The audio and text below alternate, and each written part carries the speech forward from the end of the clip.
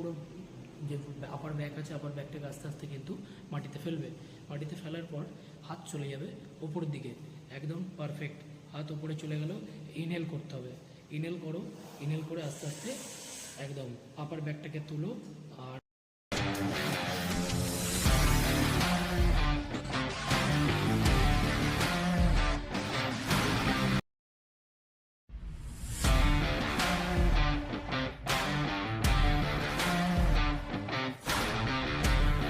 এরপর পুরো যে আপার ব্যাক আছে আপার ব্যাকটাকে আস্তে আস্তে কিন্তু মাটিতে ফেলবে।